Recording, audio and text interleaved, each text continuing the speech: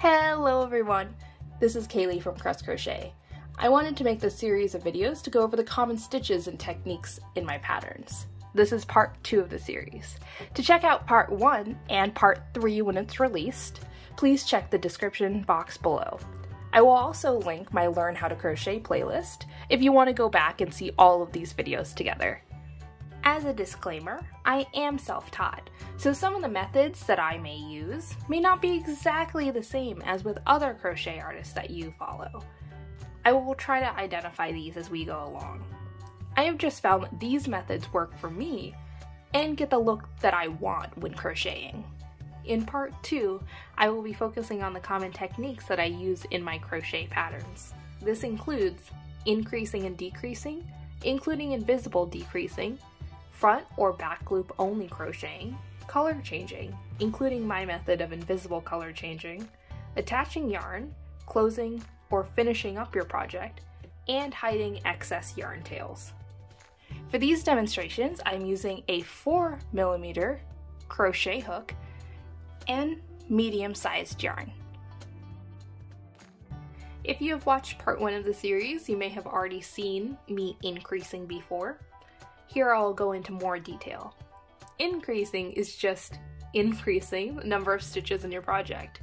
Each increase will increase the number by 1 stitch. For this tutorial, I will be using a magic circle of 6 single crochet. Now it's simple. We just want to single crochet normally into our first stitch, which is right here. Insert, yarn over, pull through, yarn over, pull through. Now to increase, we just need a single crochet exactly like we just did into the exact same stitch we just crocheted into.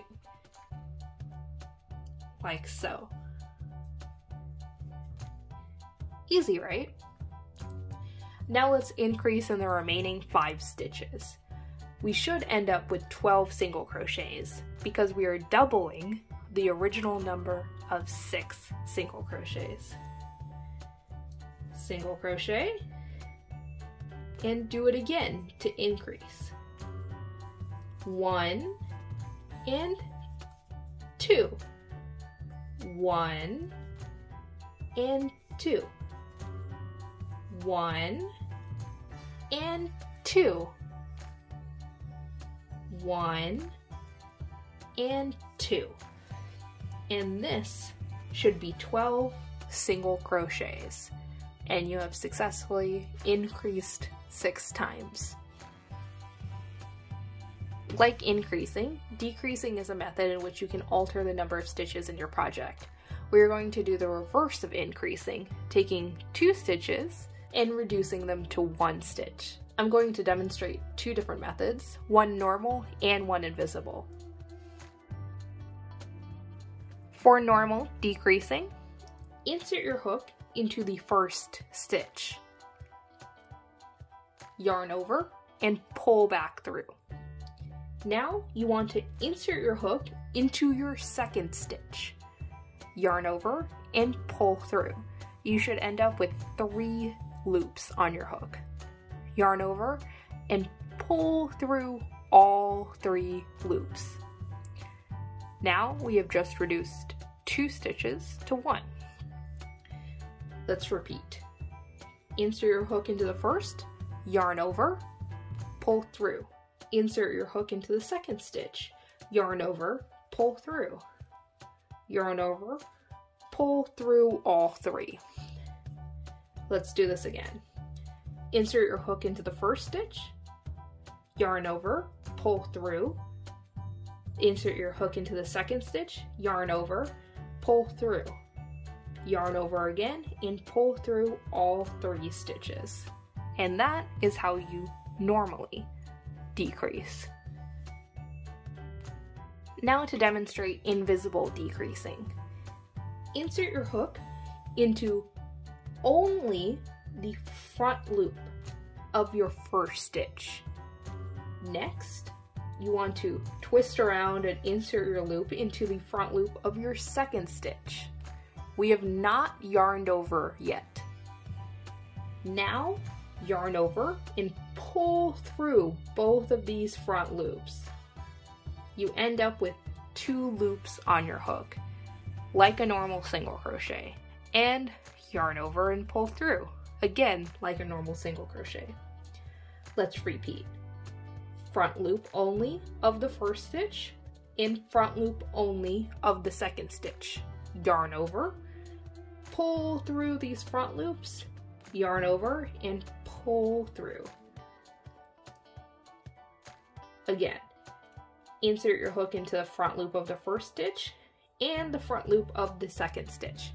Yarn over, pull through, yarn over again, and pull through to finish. And that is an invisible decrease.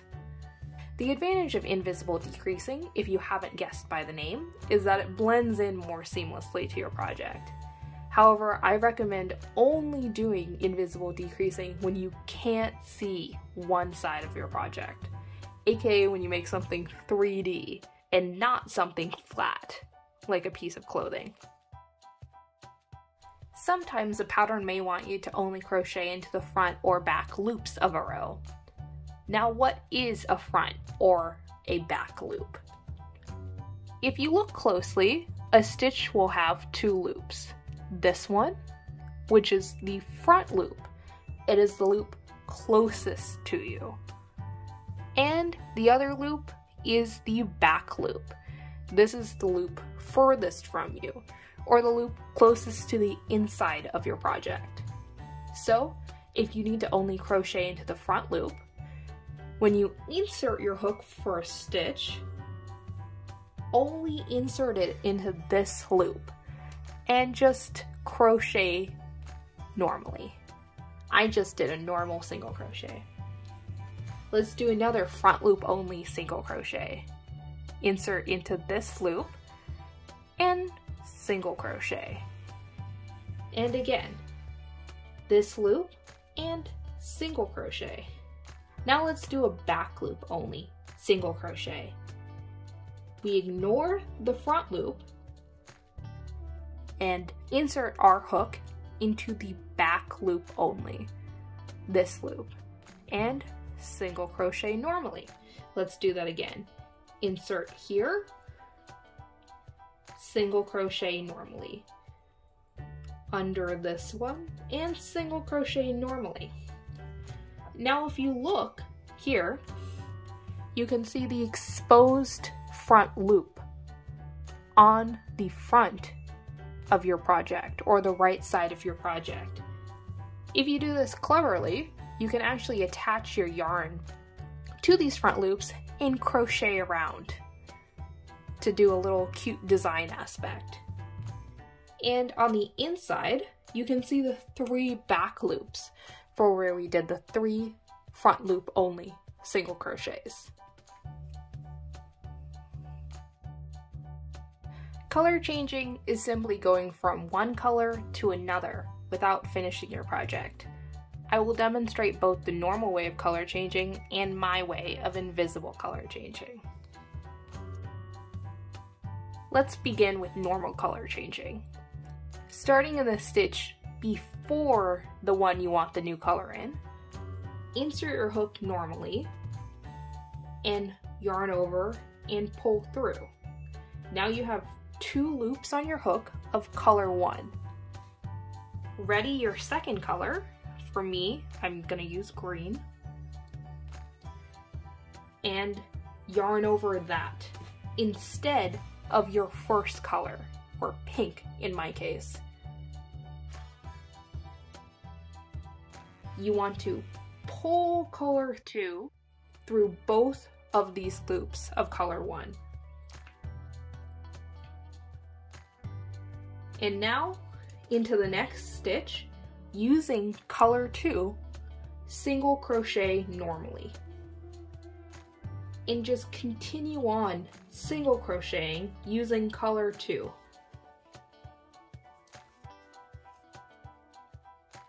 However, if you look at the starting loop, it looks a bit wonky. So to fix this, just pull on the loose yarn threads. You can cut color 1 at this point, and I will demonstrate. Pull these tails until you get nice looking stitches. Tie these yarn ends together to secure them.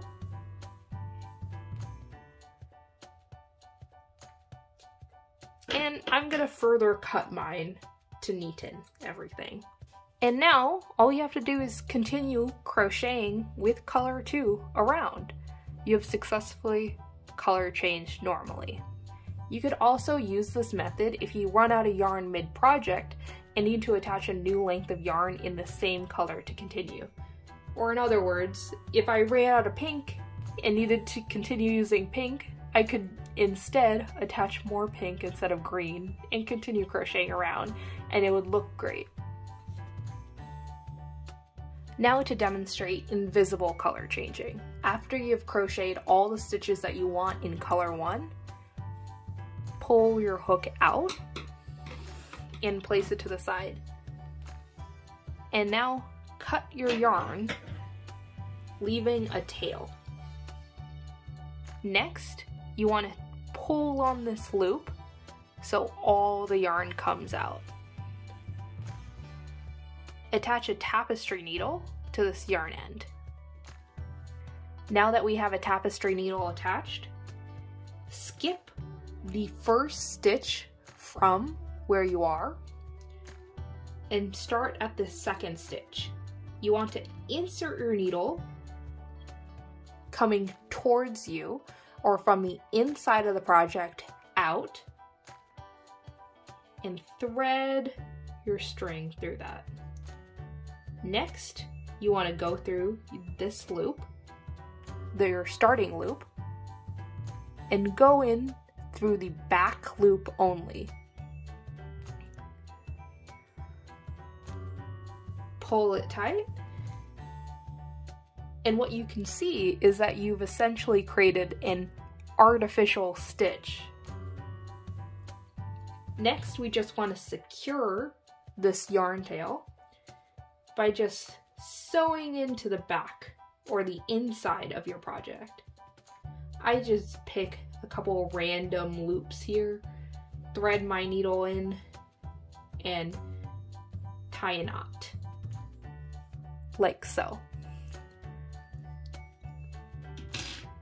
And you can cut your excess yarn tail.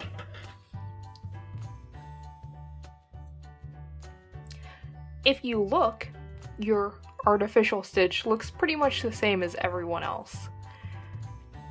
And you should end up with the same number of stitches that you started off with in your row. Now all you have to do is attach your new colored yarn. I will cover this in the next section.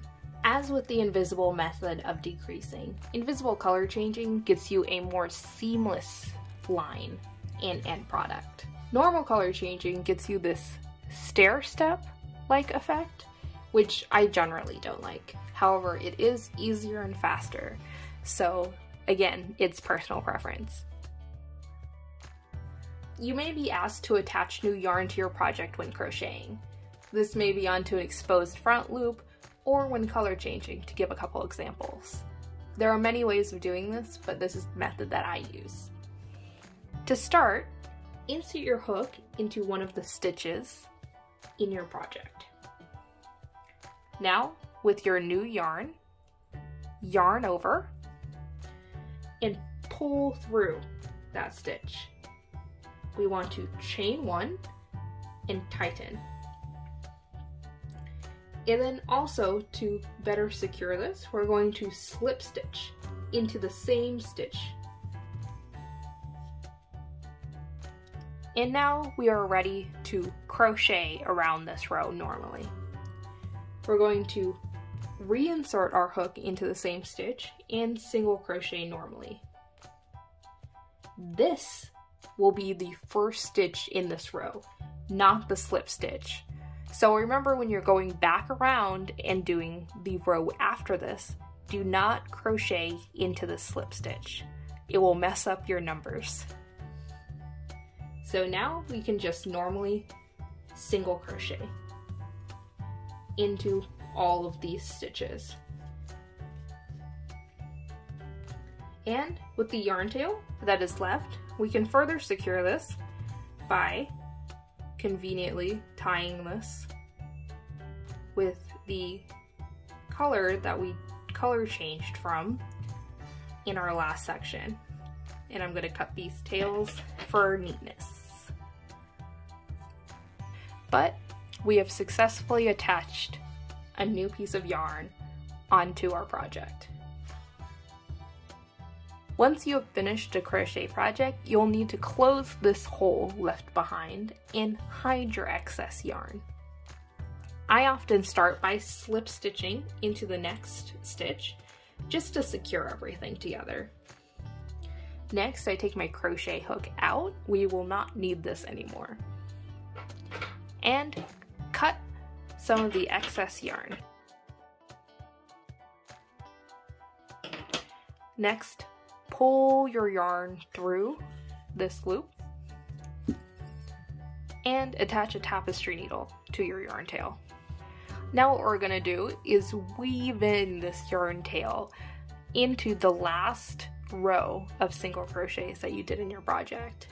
Personally, I only sew my yarn into their front loops. So let's start. Since I have 6 single crochets in my last row, I should insert my yarn into 6 stitches. 1, 2, 3, 4, 5, and 6. Now all we have to do is pull tight and it closes. Next we want to secure this yarn so it doesn't come undone, and how I do that is just go under a stitch and just tie a knot like this. Tighten, and then we need to hide this tail, and you do that by reinserting your needle into your project and just pulling it out at a random place. It doesn't matter. Pull it in, make sure that it's tight, but make sure that you don't pull it too tight so that your project puckers. Once you've done that, you can remove your needle and cut your excess yarn tail. Throw this away, and you're left with your finished crochet project. Yay! Hopefully this tutorial was very helpful for you. I know this was information overload, again, like the first video, so I encourage you to go back and watch the sections as needed for clarification. I will link to part 3 in the description of this video after it's uploaded, which should be tomorrow, and it will also be available in the Learn How to Crochet playlist, also linked below. In that video, I will be teaching you how to make this little cute ice cream cone using some of the stitches and techniques that you just learned in parts 1 and 2 of this series. If you have any questions, please let me know in the comments below. And if you enjoyed the video, I would really appreciate it if you could like and subscribe. Bye everyone, and have a nice day.